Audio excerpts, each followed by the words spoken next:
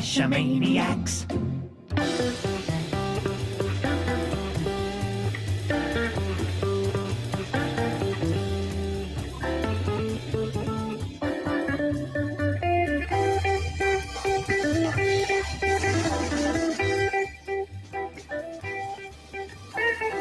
GeoGearHeads.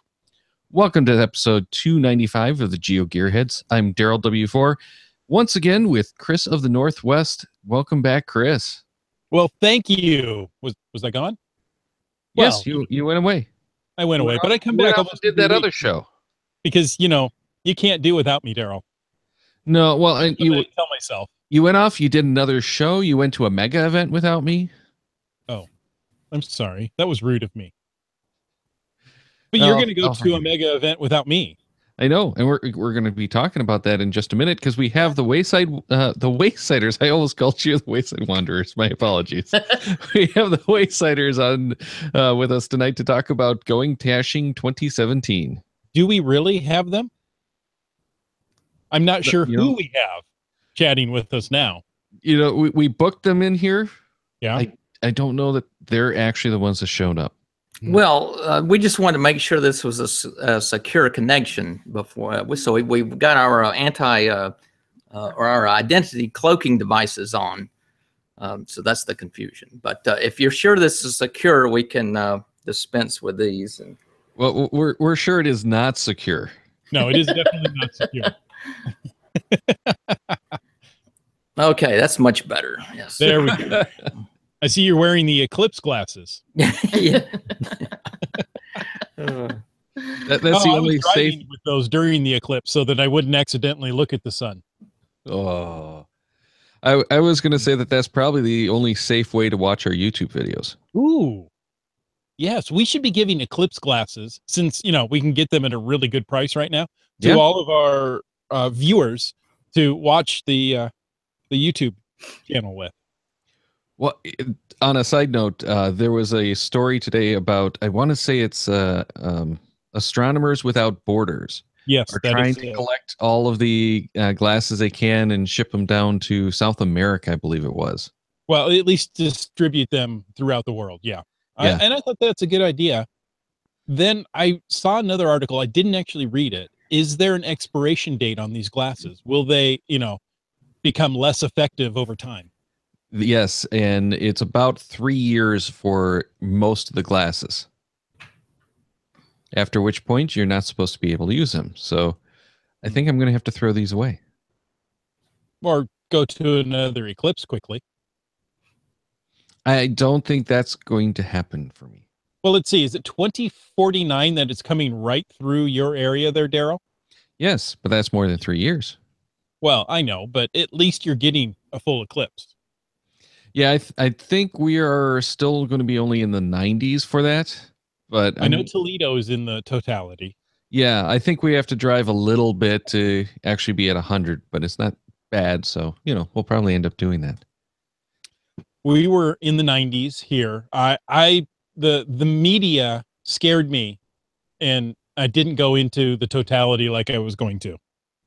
My fear is I would not be able to get back to work on Tuesday. And so we saw 93, 94% here. And I was shocked in that 15-minute period how cool it got. And I'm thinking, this nuclear winter thing, that's real, isn't it? Oh, such a lovely thought. Yeah. 15 minutes without the sun, or with the sun was still shining, but without all that heat, that makes a difference. But that's not what we're here to talk about tonight. Not at all. We're here once again to talk about Going Caching 2017, and I figured we should probably start with a few of the questions that we received a ton of questions, as we usually do, about going caching, but a few of the questions were going caching newbie type questions. So, Chris, do you want to read that first one? Would love to. This comes from Emily Renee, of course, sent it by email, and that's always a good way to get a hold of us. It's GeoGearHeads@cashmaniacs.com. Send in an email. Ask us questions. In fact, wait a little bit longer before you send in that email. You could win prizes. Now, let's get to Emily Renee's email. She says, I assume it's a she, Emily and Renee, but let me not presume. I'm a going caching newbie. What should I expect to do to make the most of my day? I know there will be tasks to do. They're all around town. Are they all around town or just the event area? Any insight for a cacher who likes to plan is appreciated. Looking forward to October. Then the next one comes from Shaved Ewok, which I have to admit is a really great name. Might be my new favorite caching name. This would be my first going caching. Are there any special tools I should bring? Ooh. And we have one from Anthem Rose, who happens to be watching us live right now. And they sent in an email. I will be traveling here from out of state just for the event. I've never been to a going caching event. They seem to be pretty intense compared to other megas I've been to. What advice does the going caching crew have for an out of town first timers? Any particular do's and don'ts that we need to be mindful of? And absolutely must do, must see, must try caches? Well, So we got a lot of good first timer questions, and I think probably the first thing to note is going caching isn't just one event. So, guys, what kind of insight can you give us to satisfy all these newbies? Well, I'll start off. Yeah, going caching is actually a series of events. We have 8 events over 5 days, and it's themed this year Spy Games. So there's a lot of fun. If you sort of think like Austin Powers meets James Bond, and they get together and go have a beer with Get Smart. So, Jim, we're going to talk about what a newbie really needs to know. Yes, it can be overwhelming, or at least it can seem that way in the beginning. The best thing to do is get here as early as you can. Go to as many events as you can. Having said that, if you can only get here for Saturday, or even if you have to miss the mega itself, just come and enjoy it. You can have a lot of fun just on the one day. But if you can get here early, and I guess the best advice would be to hook up with other cachers, even if they haven't been here either. There's safety in numbers at going caching. But we strongly encourage teamwork. A lot of the fun and games we play really do almost require a team. And it's a lot going on. We grab you by the throat as soon as you walk in and don't let you go till Sunday morning. As far as what to expect, we start out things Wednesday evening. It's a small, relatively small Meet and greet, package pickup. And that just lulls you into a false sense of security. Thursday, we always have a flash mob. And I dare say this is not like any flash mob most cachers have seen. These, they're full of surprises. So this one's is not going to be any different. We got a fun few minutes packed in Thursday morning. Thursday night, we'll be at the historic DeSoto Theater and have it's basically a stage game show, kind of like the deal or no deal kind of game thing, where we'll have certain contestants come up, but the entire audience is also in the game. They can win prizes just like the folks on stage. So that's a big deal. As far as like a don't miss thing, the Friday challenge is huge. This year you'll get a dossier, and it will have all kinds of information about Dr. Muggle, who is our nemesis. And we are on the hunt for him. Yeah. We'll go around on several adventures. There'll be geocaches that we require you to go find, other activities. Yeah, you'll be tasked with putting together a set of fingerprints. You've got to go find those and put those on a fingerprint chart. And also in the dossier, it's an envelope, and it will have other items in there that'll give you clues and locations of where you need to go and what you need to obtain.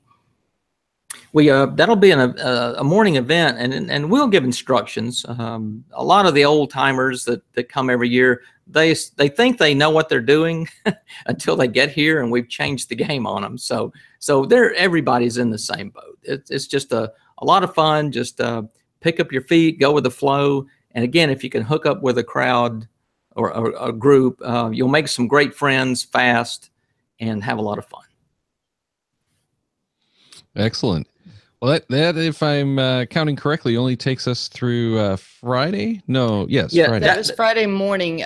Friday night is actually a stage show in the park, and that the stage show actually will be a story that will kind of encompass and fill in all the blanks and lays the groundwork on the whole story of what's going on with Dr. Muggle and Agent North and Agent West. And also the GPS, which is the Geocaching Protective Service, that have been tasked with thwarting Dr. Muggle's evil plan to ruin geocaching. Very good. So that's Friday night, and of course, then Saturday is the mega event itself.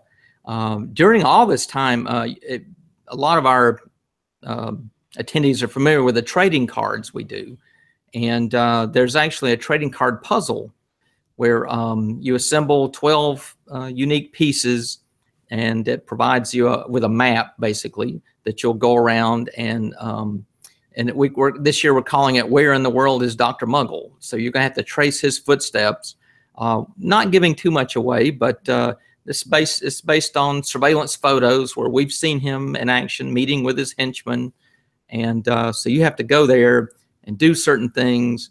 And then you will be able to come back to the park and actually have to break into Dr. Muggle's office and get into his secret laboratory and disable his laser disable his laser that he's going to blast the GPS satellites out of the sky with. So that's a lot of fun. That's kind of our hallmark, really, is our escape room type setup that we do, and all you need is a bunch of trading cards, a coin. Our GeoCoin every year is a decoder device. You'll need that. You'll need, of course, a set of PAT tags. And again, we encourage people to work in groups. Every person does not have to have a GeoCoin, but you know, in your operating group, you will need one to decode the information. I would like to mention this year's GeoCoin is actually a working briefcase. It snaps shut, and then inside of it is a decoder insert, a piece that you need to go around and use to decode once you've found where Dr. Muggle has been and what he's left behind. And you actually are going to have to do your own surveillance on that mission. Mm-hmm. And the escape rooms begin operating Friday, but it'll take most people late into Friday and probably into Saturday to solve the thing, and then actually get to his office in order to break in. Then Saturday night, we really you can imagine after all this, everybody's pretty tired and ready to just let their hair down. So we have the city of Rome has allowed us to set up a block party on Broad Street. Yeah, there's a question that was asking about the Saturday night event. We'll wait for that. Yeah, yeah, it was actually Cod's wife who claims to be a Muggle. She's really excited for this, apparently, and she wants the details about our Saturday night party. And she actually says our Saturday night party. I always look forward to what's in store for that night. Yeah, I think they're a family, so a lot of times this is a chance where not just the geocachers, but their families can all come and partake in a party. And this year's pretty exciting. We talked the city into actually closing off a block in historic downtown Rome on the main street, which is called Broad Street. And we will be right in front of the historic DeSoto Theater, which is the site of the Thursday night event as well. Thursday night we'll be inside, but Saturday night we'll be out partying in the street in front of it. We have a live band that's going to play. A couple of the area restaurants that are right there are going to remain open, and they'll be having refreshments and things. And hopefully the weather will be perfect. So it's a great time. It's really fun to just be out and party in the street. Excellent. How cool is that? So many events all in one, and that's not even the last one. There's also a farewell party on Sunday morning. Yes, Sunday is actually one of my favorites. I mentioned we're tired by our Saturday night. You can imagine Sunday morning rolls around. But this year we'll have plenty of coffee, other Donuts. And this is a time where we, well, importantly, we give away the rest of the prizes that might be left over, which we have over $5,000 in stuff to give away. But we also have, this is an opportunity for our attending lackey from HQ to come up to in front of the crowd, talk about the latest developments, and sort of give their assessment of going caching that year. And then just to say goodbye to everyone and send them on the road. So, like I said, it's sort of a bittersweet thing, but it's one of my favorites. It's a really fun event. Excellent. So 8 events in 5 days. And I think the only one that I'm probably not going to be able to make this year is the Sunday event, but still plenty of fun. One thing that we kind of talked about from those questions was what special tools will we need? And the answer is, as I understand it, really you're not going to need anything aside from the trading cards and the coin. Well, actually, the challenge, which is on Friday, will test your ability to use a multitude of tools. So yes, in fact, in one of the packages we have in the store, we have a custom tools of the trade kit. You don't need that particular kit, but you imagine what all the tools of the trade are. So bring along tweezers, UV light. Magnifying glass might be important. Mirrors. A mirror, yeah. Yeah, a mirror on a stick would be good. Again, there will be so many people well-equipped. Andy was referring to our patron level package, which is, we're calling it the director package. But that does include a really cool tools of the trade kit. But it basically includes the items she mentioned and a fairly decent pole. Extending pole. Yeah, you might have to reach for something.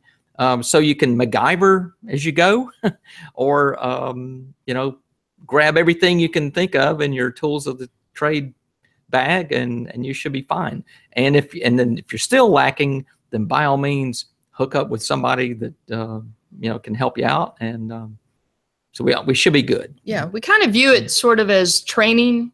So any good secret agent or spy needs to go through the training course before they get accredited. So that challenge pretty much is that. All right. Team Mavju in the chat is saying USB battery packs because you can never have enough of them. That's right. Oh, absolutely. We do not go anywhere without our battery packs. Yeah. Yeah, and it's a mega event. You're going to be running around. You not likely to have places to plug in often. We do plan on having a charging station, but I can imagine that being very popular, and you're not going to be hanging around in one place very long. So yeah, if you're doing the that, USB battery packs, something else. We have another question from Southern Sweet, and she emailed, if you had one event that you had to choose to go to, which would it be? She also continues, and we can get to that after this. I have to say this bunch has been so awesome. A group taught my daughter, grandson, and myself how to night cache the first year we attended, and although we didn't have any official night caches to find last year, they went with us to find the caches we couldn't find that night. They even took it super slow because I had a knee injury. Couldn't ask for a better group of people. Thanks, Going Caching Crew, for going over and above and beyond.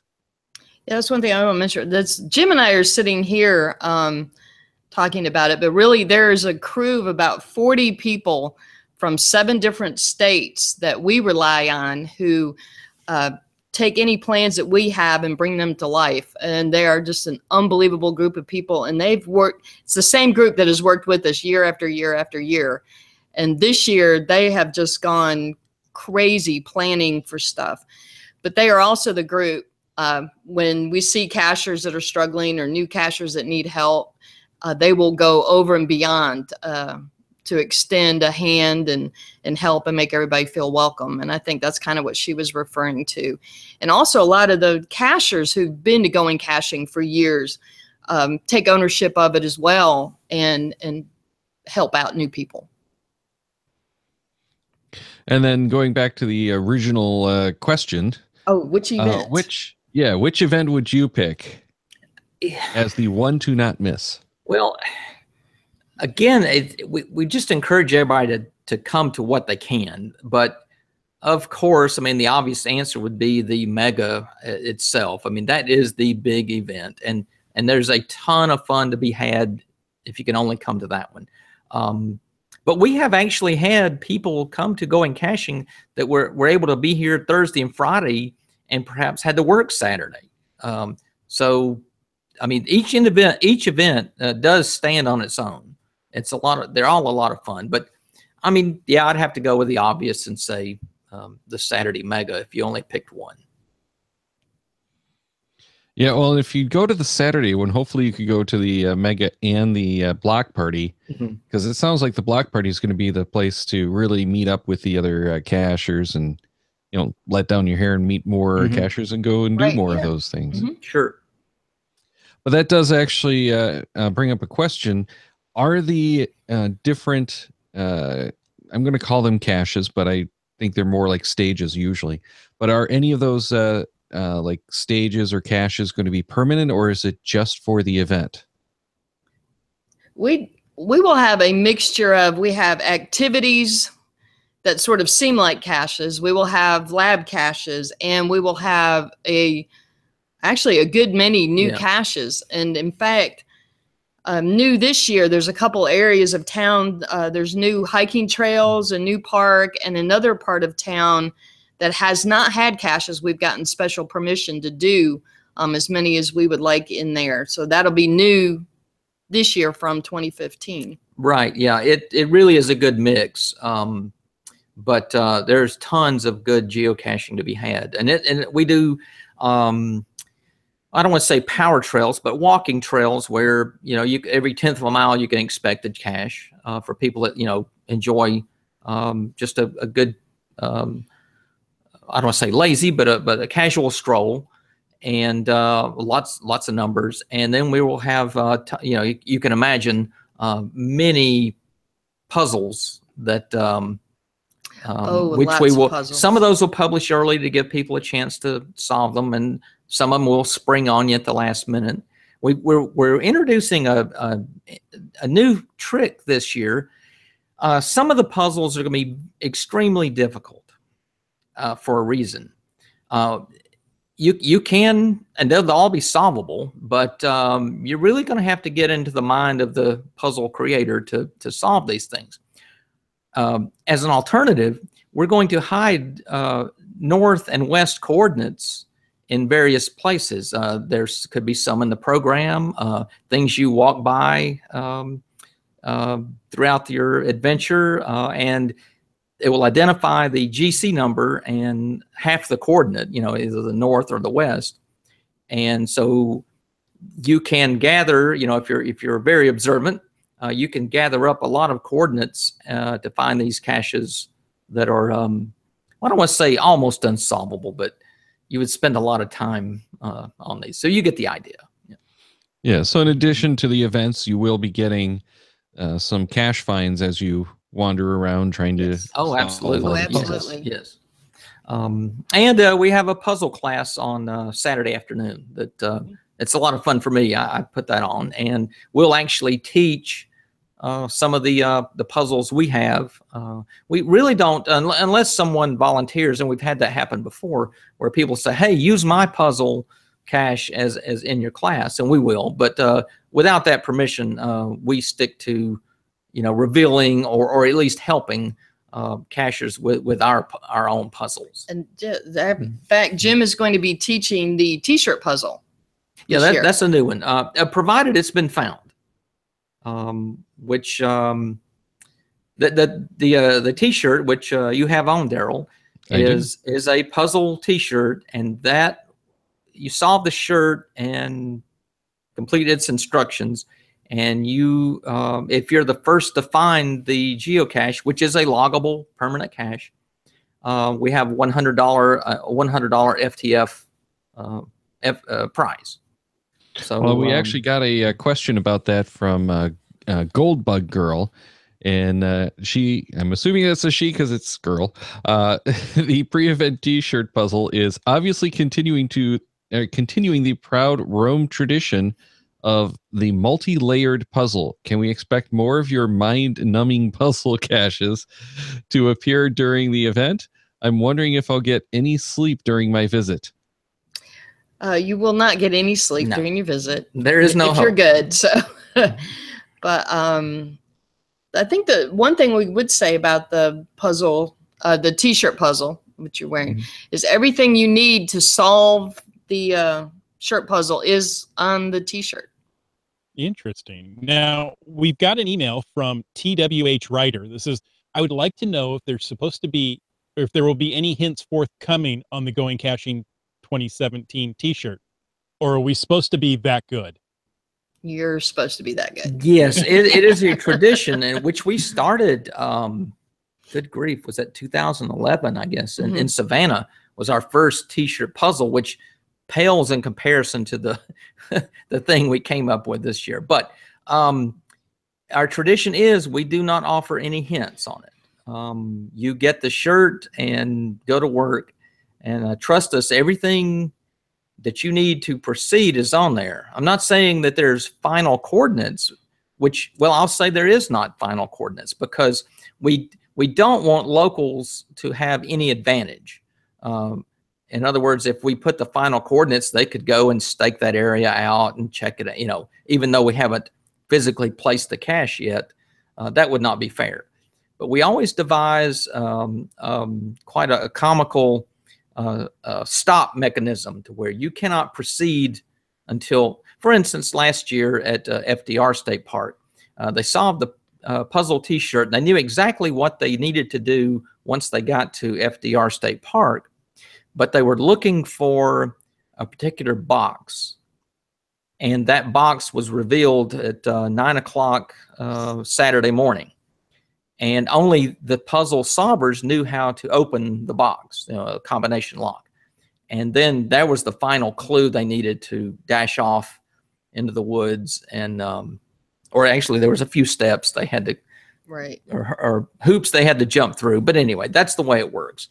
And it's in general, that's the way this year does too. Yeah, this shirt's actually, it will culminate into true secret agent style. I'm not sure what you call it, but very dramatic and adventurous. Yeah, exactly. Yeah, this year, and again, I have to be careful. I don't want to give too much away, but this year, what we have cooked up is this is going to be quite the spectacle for people that have not solved the shirt.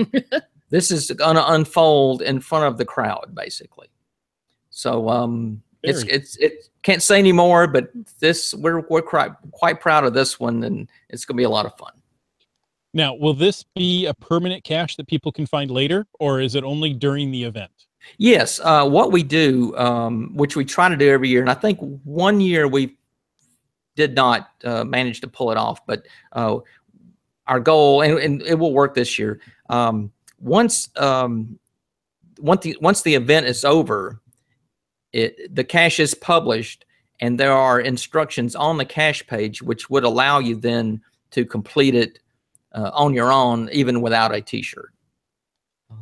So the shirt gives you really the ability to go for that FTF prize, but it is a loggable cache, and we've still got one at FDR from several years ago. It's still out there, and people are still solving it. So nice. So Daryl, have you figured it out yet? I have no clue. I've looked at the back several times, and I'm looking at this going, there's no way I'm going to get a good enough image of this that I can try to do like OCR on it. I don't want to sit there typing in all these characters. So I'm just going to sit there and hope that someone that I can connect with is going to be able to give me whatever clues I need to actually find it at the event. Interesting. Daryl, you're stumped. Yes. But in all fairness, I haven't spent much time aside from looking at it going, this is a little too much work for me right now. Now, I'm looking at the Going Caching 2017 page and the pre-event puzzle or the mystery cache contest t-shirt you have. You say there's an FTF prize of $100? Yes, that's correct. Daryl, get solving that puzzle. Yeah, but there's also for people wearing it, another prize if you post to Facebook at events. Am I correct? That's right. If you wear that pre-event shirt to a geocaching event, doesn't matter what kind of event, as long as it's a published event, and you upload your picture wearing that shirt at the event to the Facebook page, you're entered to win. We're going to give away two $50 Visa cards. So, and you can enter as many times as you go to events. So, yeah, just one time per event, please. But yeah, but as many events as you go to, you can do another photo. So yeah, we've been doing some of those, but quite honestly, we haven't even been taking the pictures and posting. We just tend to wear them to the events. Hey, we did at the Captain Rodney's event here in town. Okay, cool, good. So we did at least once. But it's kind of cool. Photos come in from all over the country. We've had foreign events that people have worn the shirts to and posted their pictures. So it's really interesting to see where all of these shirts go. Nice. Hey, I've even worn it in 360 videos. Ooh. Yes, we did. We watched you in that. Great fashion sense. But that doesn't count. Oh. I was finding a cache, but not an event cache, so it doesn't count. Okay. Well, you got style points. You made it an event. Yeah, but geocaching.com doesn't let you make events for finding caches. No. Not that I have tried. Nope, never did. You can have an event for getting together before you go find the cache. Right, but you can't say you're going to go find the caches or they won't publish it. Yep. All right. Okay, so guys, I'm looking at the Going Caching 2017 page and looking at the store at all the individual items. You have a lot of things for sale. And Roger of the Four Hamricks says, or asks, if you visit the store several times and make several different purchases with the same PayPal account, will everything be in one bag at one place? No, we hide it in several locations.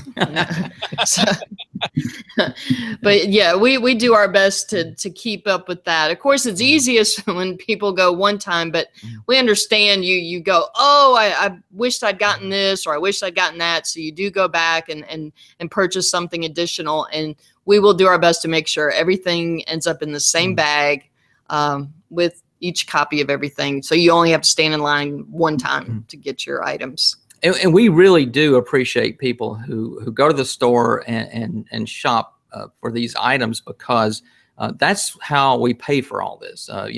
All these events, all these activities are free, and there's no admission to anything. Like I said, the costs are really covered by the folks that get the coin and get the shirt and cash cards. Now, if they're buying in the store, if they could plan ahead and only make one or two purchases, we rely on PayPal, of course, to run the store, and they charge a per transaction fee. So a lot of small, which again we appreciate any purchase. I mean, don't get us wrong on that, but if you could buy it all at once, it saves Going Caching a little bit of those fees. But again, that's how we pay for all the electronics and the construction and, Rentals. yeah, all the labor is cheap.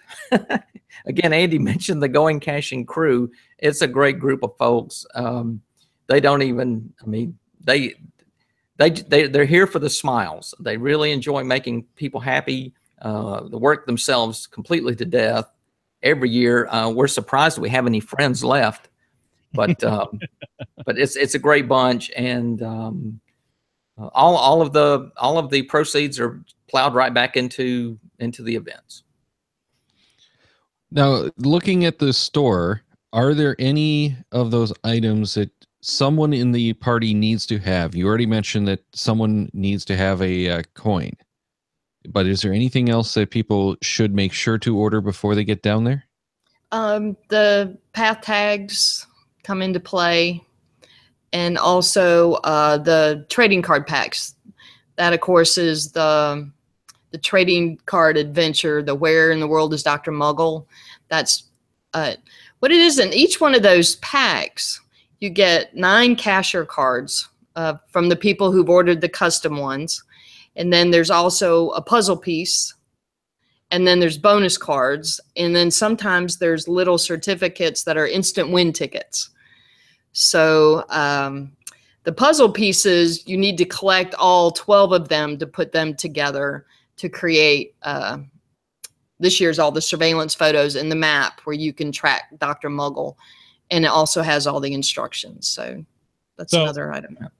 A pack of cards only has one puzzle piece, right? Correct. Each pack does. Each pack. So you're going to have to find 11 people, 11 other packs of cards to get this. Well, yeah, I mean, some people buy. We have a price on the 10 packs. You can get a 10 pack at a reduced rate. So some people buy a ton of these things, and we have card collectors. They're not really looking just for the puzzle pieces, but they're wanting to get some of the trading card, the cash cards of cashers that may not be at the event, or maybe they haven't run into them to physically trade. At all the events, you'll see a crowd over at a table somewhere, and you can bet they're trading their cash cards with each other. You know, so that's a big deal. But you're right about the puzzle pieces. The whole intent was that they're all numbered. You have 1 of 12, 2 of 12, 3 of 12. They'll say it. So the idea was if you had 3, 4, and 7, you could find somebody who had 9 and 10. And then somebody else has 1, 2, and you get together collectively and you can solve it together. That was right. Even the program itself is a game piece. That will have a ton of information that some of it I would consider required, honestly. Again, access to it. You don't need, everybody doesn't have to have a program, but someone in your group, you know. Decryption codes are in there, little missing pieces of things, clues and hints. And then also it has a good schedule of everything that's going on, where to be, when. And then a lot of local information. Where's the best place to buy a really good sandwich? That sort of thing. So. But again, the pass tags, they're definitely game pieces you will need. For the trading card. We enjoy playing with the design and the, can we say the vanity codes? Yeah, the codes. Those are fun. That some people are unaware of that. You can actually request your own codes on the back of the tags. So we have a lot of fun with that. So and actually, the briefcase coin, when you open it up, in the top of it is a place to insert all 5 pat tags. Oh. How big is this coin? It's 3 inches by 3.5. Yes. Wow. So, and it has a business card size decoder in it. Okay. That's impressive. Jeez, that's a big one. More information about the cash cards and about all this stuff is on the Going Caching website, of course. But Pam wants to know what's the latest that she can arrive Friday morning to pick up a dossier. I'm assuming she's thinking she's not going to make it in time. If you have gone in the store and you have purchased a registration package at every level, it doesn't matter from the lowest all the way up to the patron level, there is a dossier included in that. And once you have that, the only thing that we would be giving out Friday morning are the final coordinates of where you need to go and your final instruction. But if you show up late Friday morning, you'll still be able to get that information and use your dossier. Now, we are running toward the end of the show, but you mentioned last year and you hinted, or last night, and you hinted at it a little bit here, that you've got some electronic caches. Is there anything you can share about the development of these caches to kind of entice us to make the trip? Oh yes, all of our lab cache. We have 10 lab caches, and we're going to play a little bit of I Spy. You're going to have to go. A lot of them will be inside a business, and we'll of course publish the hours of availability. But you go inside, and you're going to have to find something that just sticks out. And it may be blended in well. It could be a sign. It could be most anything. You find that, and then you got to find a word or a series of characters that will then, you will input that into an electronic device, and it will reveal the keyword you need to log the lab cache. So those are going to be a lot of fun. We mentioned the Dr. Muggle's office and laboratory, these escape room type deals, and very heavy electronics and all of those things. You are actually going to do some GeoGearHeads stuff and disable a laser device. Very creatively, actually. And we're working on just some plain old stand-up, gadget caches that'll be around. I think they'll be a lot of fun. So, listen to you, just plain old gadget caches. Well, they've moved so far beyond the gadget cache now that they just seem quaint.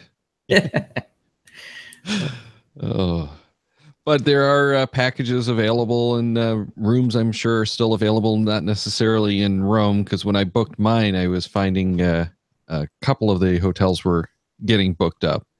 But there are plenty of hotels just outside of town. Mm-hmm.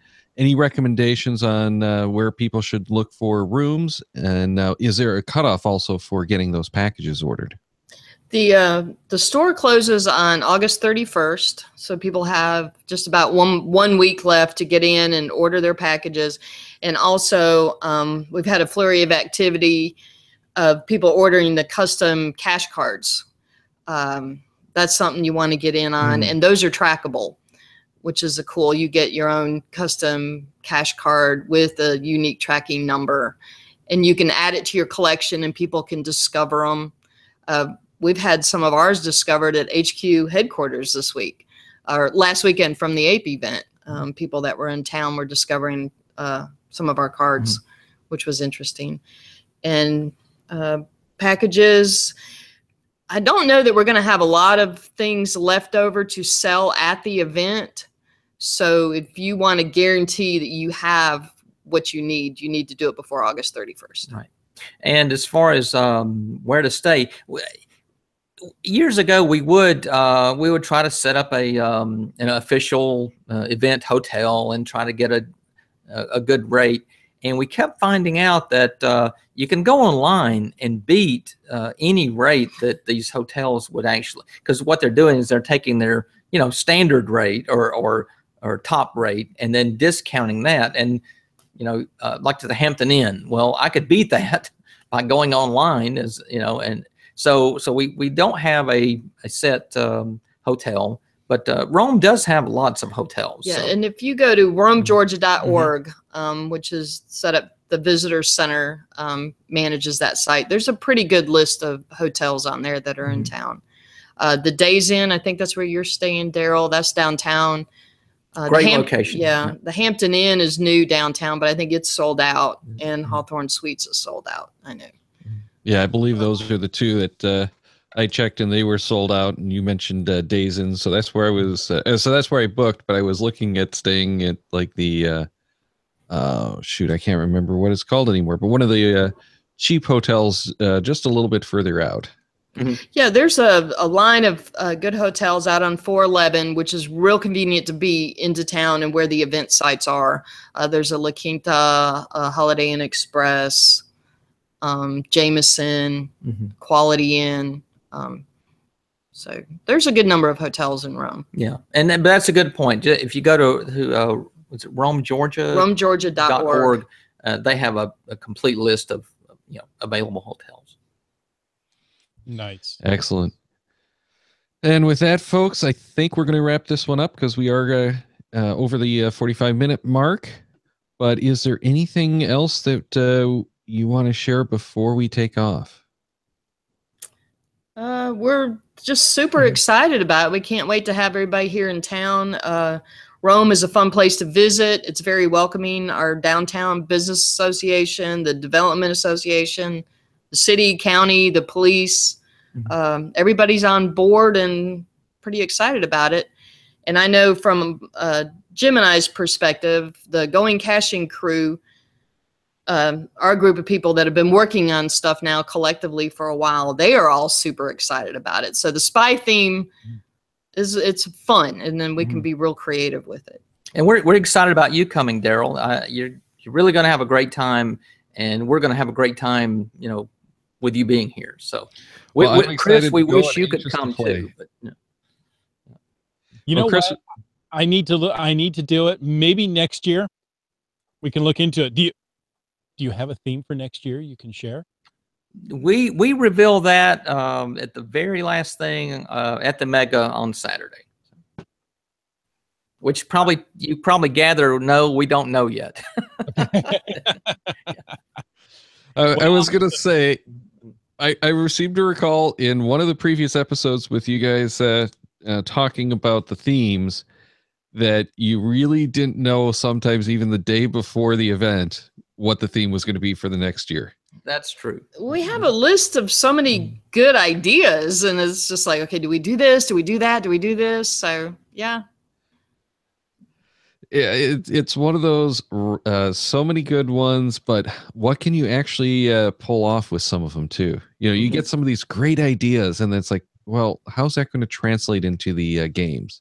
Exactly. So, right. You're right. It will take years to develop some of those. And I think you were saying you were planning on some of these or planning out some of these concepts for years before they ever really made it to the top of the list. Oh, definitely. Yeah. Last year was that way. We did the steampunk time travel, a little bit of Doctor Who and a whole lot of other just silliness. But that one had to percolate up to the top over several years, really. Yeah, lots of planning and creative thinking goes into making the games and the themes actually work. Yeah. Well, Daryl, do you have any questions for a newbie? I mean, as a newbie for Going Caching that you've wondered about? No, because I know I'm just going to be overwhelmed anyway. Okay. So I figure I'm pretty good. And I'm assuming the cell phone coverage is going to be better than at most of the other mega events. But cell phone coverage in Rome is very, very good. So. Yeah, but I figure I'm not going to have enough where I can do any live streaming. So I might still try to get some Periscope feeds out, but probably not anything too significant. So make sure to follow me for those if you guys want to do that. Definitely. Yeah. Oh, and we have breaking news from someone. That Best Western Inn had rooms, Best Western Executive Inn, had rooms for $62 a night. Okay. That is Anthem Rose. There's a tip. Okay, I knew I recognized that name. There you go, $62 a night. And, you're only going to stay 5 or 6 nights. So really, you're saying come early, stay late. So come in September, leave October? Yeah, if you'd like to help. I was going to say, if you show up in September, we're going to put you to work. Okay. Well, that's actually a good point. Is there volunteer opportunities still available? Yes, we are just now getting ready to release that in the next couple of weeks. We'll do a spreadsheet where people can sign up. We've got a lot of areas. We have people already that are contacting us, very excited to volunteer. We do a special volunteer path tag. And we have a lot of, like I said, we do have a lot of areas for people to volunteer, and we'll have that up. It'll be an online sign up, and that'll be available in a couple weeks. Nice. And then Edwin wants to know if there's a Twitter and or Instagram hashtag, and I'll throw in Facebook for that as well. Yeah, the hashtag's going caching. So hashtag going caching. Yes. Yes. We don't Twitter. Right, but we do have an Instagram feed. Those show up on our website. So. Mm-hmm. And I've subscribed to that one on Instagram as well. Yes. Well, thank you very much, and I'm really looking forward to coming down and finally experiencing one of these events for myself. Yes, we're excited. Actually, I guess that's 8 of the events myself. All righty. Nice. Well, thank you so much for joining us. I mean, this is one of the premier events throughout the year, and we're privileged you've come on the GeoGearHeads to tell us about it. Well, thank you for having us. Yes, we are so honored to be here, and it's so much fun with you guys. We listen to you a lot, and you know, you guys keep doing what you're doing, because it's a great geocaching adventure just listening. So, thank y'all. Oh, it is an adventure just listening to us. Sometimes we even tell you useful information. Now, some of this useful information could be about new trackables. We know you want to get your hands on one of those new Magic the Gathering trackables, but the window to request one is closing so very soon. By the time this episode hits the feed, it's likely you've already missed it. But don't fret, we have 5 of those tags we want to give away on episode 300. So, if you want a chance, all you need to do is send us feedback. To do that, email us at geogearheads@cachemaniacs.com. Now, the type of feedback we want is topics to use in our upcoming randomized show, because episode 300 is going to be a randomized show. And that's the kind of show I really like. So, if we use your topic, your question on episode 300, then you'll be entered into the drawing for one of those 5 tags. So, email us, geogearheads@cachemaniacs.com, with the title, Show 300 Feedback. That needs to be done by September 26th. With your feedback, make sure to include your geocaching.com screen name so we can give you credit. But we're looking for tips, tricks, questions, whatever you like. Remember, the better the content, the more likely it's going to make it into that show. And if you do it in your own voice, we're even more likely to use it, because you know what? We're really tired of listening to our own voices. We want to hear your questions in your voice. So record an audio file, include your geocaching name so we don't have to stumble over it and butcher it, right? You're going to say it yourself. We don't have a problem with that. That works out really well for us. And email that with your geocaching.com screen name and the subject, Show 300 Feedback, by September 26th to geogearheads@cachemaniacs.com. Yeah, we have got a bunch of new shows coming, but yeah, I wonder how many people are actually going to believe that we don't want to hear ourselves talking. We're podcasters. Isn't that what it's all about? You know, Daryl, I'm tired of hearing myself talk. I'll keep doing it because people won't send us in this feedback that we're looking for. Now, you need to do it by September 26th with the subject, Show 300 Feedback, and you get a chance to win a special trackable from Magic the Gathering and geocaching.com. Yep, and we've got a whole bunch of shows coming up between now and then, so that there's going to be lots of stuff that you can send us topics for. You know, and you don't worry, if you want to send in 2 topics, you can send in 2. But August 31st, maybe you'll win all 5 trackables. I don't think that's how it works, but you know, by all means, send in 5 and we get to pick. So next week, August 31st, is going to be another randomized show, but not the 300th episode randomized show. This one's just LX. And that's just going to be Chris and I talking about a whole bunch of things, including the not return of virtual caches.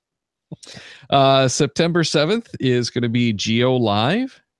Then on the 14th is GPS Tech. So Limax is coming back to give us even more too much information about the way the GPS works. Then on the 21st, we're going to have our going from smartphone to GPSR again. That's going to be the second time we've talked about it, but only the second time. And we're going to have Jennifer of Team AJK to talk about that. Nice.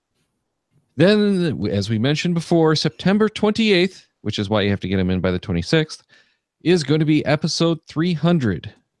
So we've got some good guests lined up. Not everyone has confirmed yet, so we don't want to give out that list, but make sure to tune in for that one, because maybe we have something even extra. But that's where you're going to give away those Magic the Gathering tags for that trackable contest. Even ones that are slightly dented. No. If you want it dented, I will make sure that the Postal Service mangles them appropriately for you. Oh, they're going to do that whether you want them to or not. That's the beauty of the Postal Service. It's a free service they offer. Except not the postal part, because you have to still pay for that. Hey, make sure you check out the Cacheamaniacs website at cacheamaniacs.com for more on the GeoGearHeads, including show notes from this and all of our episodes. You know what I say every week?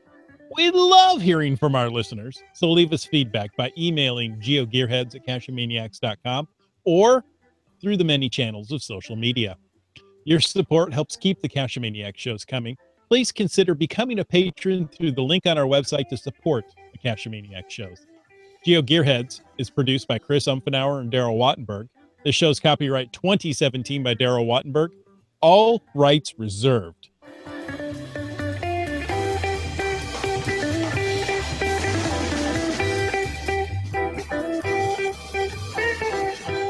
Cash with a Cacheamaniac.